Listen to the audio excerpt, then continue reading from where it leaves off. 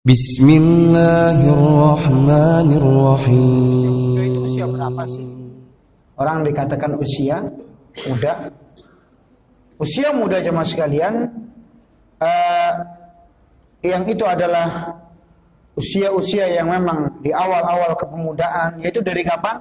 Dari mulai seorang balik sampai umur 40 tahun, dan itu puncaknya usia muda.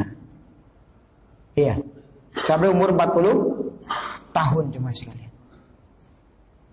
Walaupun ada pendapat ulama yang selain daripada itu, namun ini usia yang paling sangat produktif jemaah sekalian. Sebagian ada yang mengatakan ya sampai sekitar umur 33 tahun, sebab penduduk surga umurnya berapa? 33 tahun ya. Baik. Yang jelas sampai umur 40 tahun itu usia produktif. Makanya Allah menyebutkan usia 40 tahun dalam Al-Quran. Ya. Baik. Nah, kita lihat usia muda ini memang usia yang sangat potensial. Artinya lebih bermanfaat untuk talabul ilmi.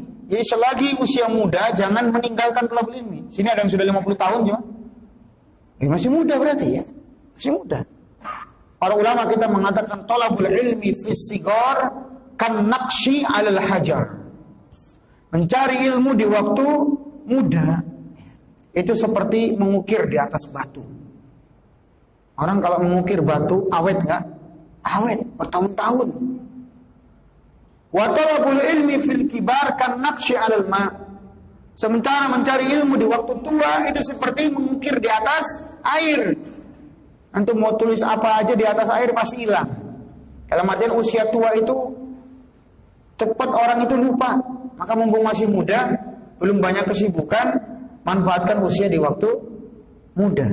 Jangan menyia-nyiakan potensi. Sebab ada seorang ketika waktu masih muda, berbakat dia untuk mengumpulkan ilmu-ilmu syar'i, maka jangan disia-siakan. Meskipun antum profesinya, orang nggak menyebut antum ustadz, nggak masalah. Antum belajar ilmu syar'i jangan karena supaya ingin disebut ustadz, jangan. Ustadz itu kan orang memanggil kita, ya. Orang memanggil kita selain ustadz juga nggak masalah kan? Itu orang manggil kita saja. Jadi belajar ilmu syar'i meskipun antum dokter nggak apa-apa. Justru bagus belajar ilmu syar'i. Meskipun apa? Antum seorang TNI, seorang Polri, ya. Kemudian apa lagi? Antum misalkan seorang karyawan di perusahaan, pedagang, nggak masalah. Tetap thalabul ilmi, ya. Jangan saya thalabul ilmi juga gak bakal jadi ustaz. Jangan begitu, tetap thalabul ilmi. Kan thalabul ilmi bukan tujuannya supaya antum disebut ustaz, tidak. Supaya antum berilmu dan mengamalkan ilmu itu. Syukur-syukur bisa mendakwahkan ilmu itu. Dan banyak saudara-saudara kita, Masya Allah, mereka yang sibuk mengobati pasien tapi masih bisa dakwah, ceramah-ceramah ya, di kajian ya. Ada di antara saudara-saudara kita yang sibuk di kemiliteran, tapi dia juga bisa berdakwah di situ di militer, ya, dengan ilmunya. Alhamdulillah. Artinya kita tetap belajar, jangan menyia-nyiakan usia muda. Kalau sudah kadung tua bagaimana Ustaz? Kalau kita kadung tua, ya tetap belajar juga. Jangan itu dijadikan alasan untuk tidak belajar. Sudah kadung tua, gampang lupa. Enggak, tetap belajar. Sebab mending menghabiskan tua untuk thalabul ilmi daripada menghabiskan waktu tua hanya duduk di kursi malas. Hanya duduk memandangi pemandangan itu. Atau sekedar apa? Ngurusi burungnya yang ada di rumah. Ada sebagian orang udah tua habis waktu untuk ngurusi burung. Masya Allah. Coba kalau waktu tuanya untuk thalabul ilmi lebih berkah. Ya. Kita lihat banyak para ulama yang mereka thalabul ilmi di waktu sudah tua, jemaah. Ya. Coba lihat para sahabat.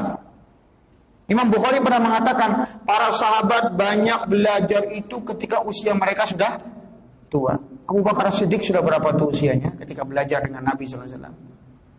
Ya kan?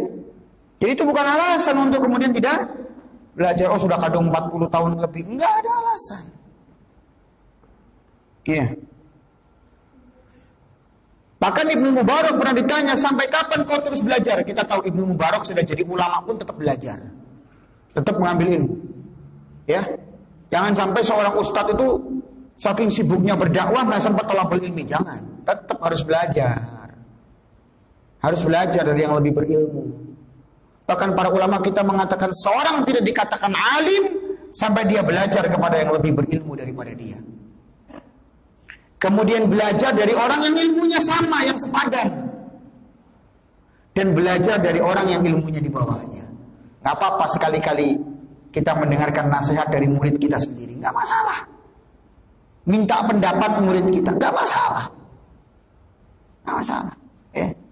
Gak masalah seorang guru punya murid. Ya, muridnya berceramah. Ceramahnya ada di YouTube. Saya ingin lihat ceramah murid saya dulu. Bagus, gak apa-apa. Justru di situ dia senang, alhamdulillah saya punya murid bermanfaat ilmunya. Dakwahnya terkenal ya, tersebar di mana-mana. Senang, nggak masalah walaupun itu muridnya sendiri. Jadi seperti itu para ulama kita mendengar ilmu dari yang lebih berilmu, dari yang sama ilmunya, dan yang di bawahnya nggak masalah.